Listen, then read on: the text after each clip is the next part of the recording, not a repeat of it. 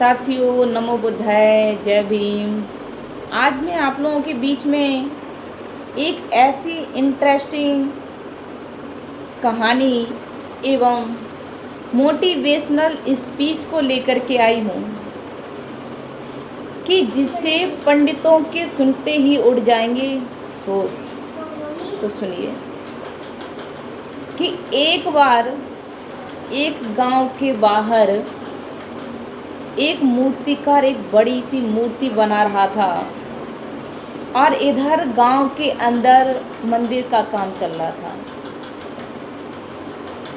ये कुछ समय के बाद मूर्ति बन करके तैयार हो जाती है और उस मूर्ति को पंडित जी के द्वारा मंदिर में ले जाया गया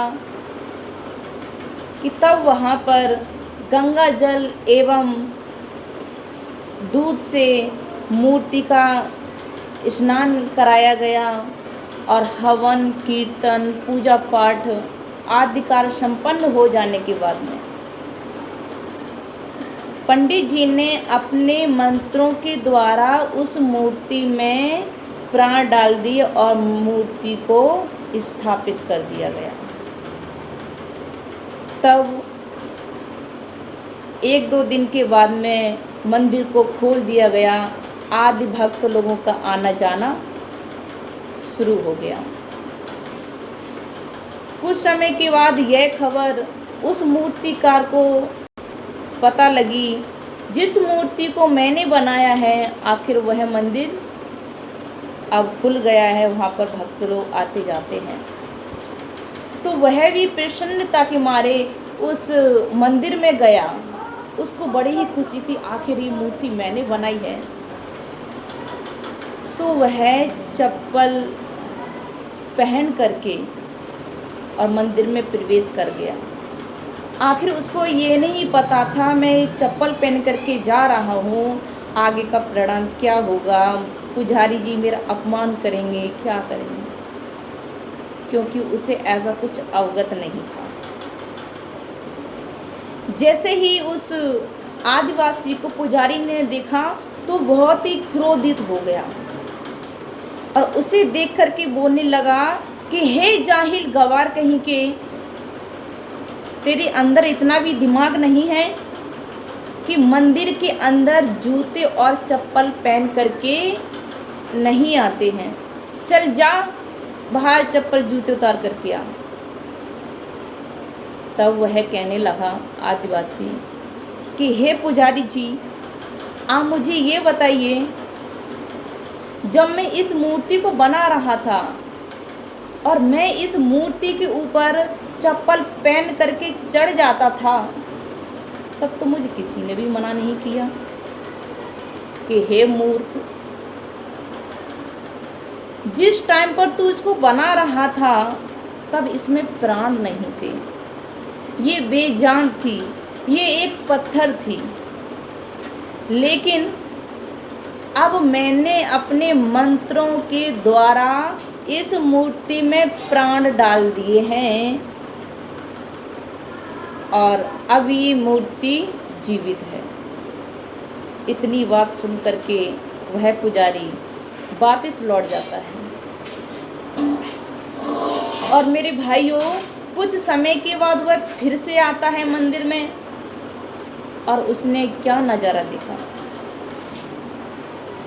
कि मंदिर के पट बोले थे, द्वार उसके किवाड़ बंद थे और मंदिर के बाहर गेटमैन खड़ा हुआ था। उससे पूछा कि भैया, ये मंदिर के द्वार क्यों बंद हैं? उसने कहा, पुजारी जी के बच्चे की मृत्यु हो गई है इसलिए। तो वह आदिवासी आखिर वहीं पर चला गया जहाँ पर पुजारी जी के बच्चे को शमशान घाट में ले जाया गया था। वहाँ पर जाकर के आदिवासी कहने लगा कि हे पुजारी जी, आप क्यों रो रहे हैं इस प्रकार? पुजारी कहा कि हे नालायक, तू फिर से यहाँ पर आ गया, मैं तो वैसे भी दुखी हूँ, तुझे पता नहीं है कि मेरे बच्चे की डेथ हो गई है।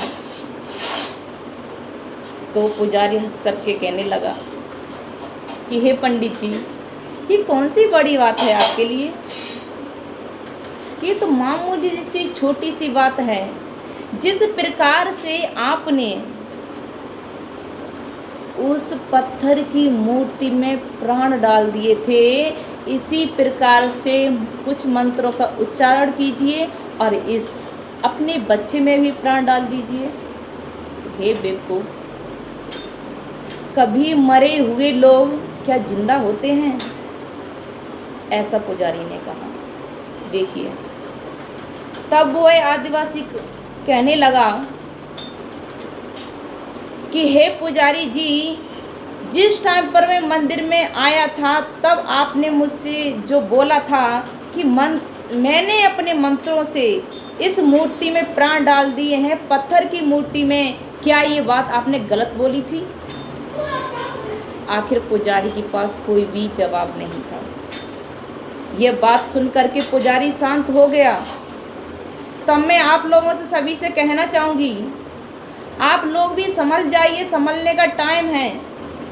इन लोगों के पास सिर्फ और सिर्फ एक ये पैसा कमाने का, अपने बच्चों को पढ़ाने का, लिखाने का, अपने घर की दाल रोटी चलाने का सिर्फ और सिर्फ इनका एक ये जरिया है, और इन सारी चीज़ों में कुछ भी नहीं रखा है। आखिर समझाने का काम मेरा है, मैं आप लोगों को समझाने का काम कर रही हूँ, उस पर अमल करने का आप लोगों का काम है। तो यहाँ पर एक मुझे कबीरदास जी का दोहा कहने की जरूरत पड़ रही है कि पत्थर पूजे हर मिले। कहने का मतलब है, पत्थर पूजने से यदि भगवान मिलते हैं तो मैं पूजूं पहाड़, और ताते तो चक्की भली, और जिसे फीस खाए संसार।